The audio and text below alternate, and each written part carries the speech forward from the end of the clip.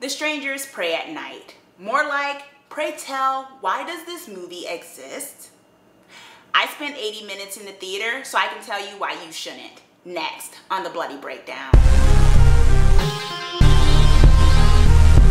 Okay, so basically The Strangers Pray at Night is a sequel to the 2008 movie The Strangers. And the first movie, The Strangers, was sort of kind of based off of or inspired by some really grisly true events. This sequel, I don't think is. A mother, a father, and their two children, a daughter and a son, basically go to this mobile trailer park at night to get away. And from there, these three maniacs, basically, who have baby doll masks on, terrorize them. And for the next 80 or so minutes, about 80 to 85 minutes, you're sitting in the theater kind of trying to watch. I try to watch if this family of four is actually going to survive in the night. Full disclosure, I kind of have a bias against this sort of subgenre of horror. I've never particularly cared. I didn't care for the first Strangers. Spoiler alert, like they all die. It's not, you know, of the Strangers, not Strangers Pray at Night. I'm not spoiling that for you just yet. If I wanted to watch, you know, or hear about depraved human beings, regular human beings, basically preying on innocent people for the hell of it, I'd watch the nightly news, right? I like my monster, I like my creature features, I like my plot lines, you know, I like my hidden agendas a lot more than I like, you know, people are just getting killed for the hell of it. But I went into Strangers Pray at Night with an open mind because I thought to myself, you know, Christina Hendricks is in it. Maybe it's a little bit more on characterization and plot. Maybe there is some sort of weird plot because this is the sequel. And sometimes when it comes to the sequel of a franchise, they expand on the mythos and things like that.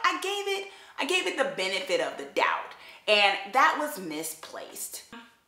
Yeah, some things I liked about the movie because I think that's a short list, so we can go with the pros first. Some of the things I liked was the atmosphere in the very beginning. They very much created this atmosphere where, you know, Christina's character and the rest of the family, they get to the mobile park home, no one's around. That's really creepy and eerie, and they're basically going to stay there the night or the weekend dealing with the fact that no one's there. And, you know, I mean, there's an eeriness in itself of like darkness and being the only person around that felt natural. That's pretty much where the pros sort of end, is that atmosphere. Oh, and I kind of believe the chemistry between the family to a certain degree, at least the mother and the father and the son. So then that gets me to the parts of the movie that were not so great, which one of those being the daughter.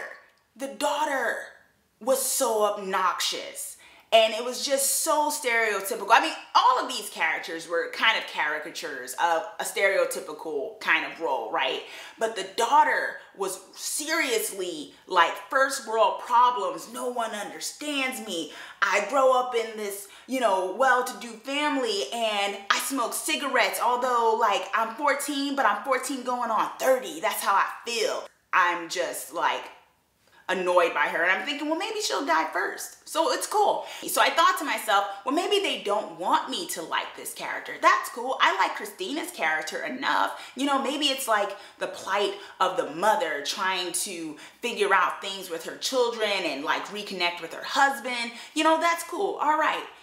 Yeah, no. The whole family was making bad decision after bad decision, like stupid mistakes, like things that were like not even instinctually correct, like things that you will just watch and you'd be like, no one would choose to do that. In this situation, no one would choose to do that.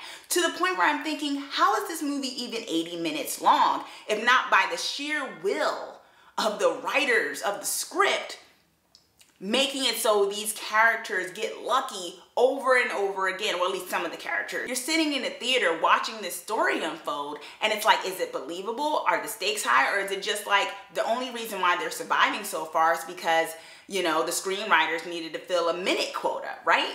And that's how I started to feel in this film. I'm just like, there were parts where I'm sitting there and I just started putting my head in my hands as I watched, because I'm just thinking, and not because I was scared, like, oh, no, it was like, oh, this is stupid.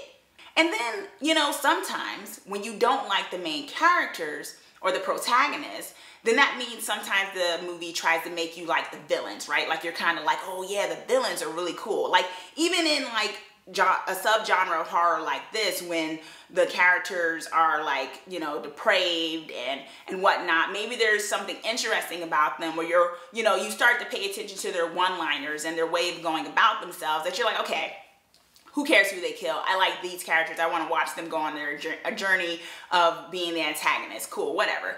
It's kind of dark, but sometimes that is the case. I've, you know, watched movies where I cared about the villain or the monster a little bit more than the characters themselves. So that was also not the case with this film. Like, honestly, the strangers were strangers. Like, there was, I mean, not to sound, like, try to sound ironic, you know, but there wasn't anything appealing about these killers. Okay, so I don't care about the protagonists. I don't care about the villains. What do I care about? I just really couldn't grasp why it was happening. Spoilerish alert, if you don't want to be spoiled, you can stop now. Christina's character dies. She's like the first one to die, and she dies in such an unnecessary way. Like, she does not have to die, and she dies. So now I have like the really obnoxious daughter who starts to be the focal point. Doesn't work for me. It just doesn't work for me. And then like the one person I had some type of, you know, feeling towards, you got rid of. So how is this working? I mean, there was a few jump scares when like the strangers, their face, the baby doll face thing came out of the shadows here and there. And maybe if they had relied on that a bit more, like the anticipation of the strangers attacking the family as opposed to showing it out and out of the attacks, maybe it would have had a little bit more of that atmosphere I was talking about in the beginning. Also, if we're dealing with the fact that these strangers are just depraved human beings who just happen to be out that night and wanting to, like, you know, brutalize some people, then there were certain moments also in this film where they got impaled or something happened to them and they were still moving. Like one of the strangers in particular, they pulled some Michael Myers, Jason Voorhees stuff with this one, and I didn't get it. I was like, is he on meth or something? Because I know like meth makes it so people like, they get hurt but they don't really feel it. I don't know. I'm like, nah, that's not, this ain't Michael Myers. This ain't Jason. He can't be moving like that if he's just a regular human. What's going on here? I mean, it was one of those movies where it was like, you know, 82 minutes. 82 or so minutes that you don't get back. Should you give this movie a stab?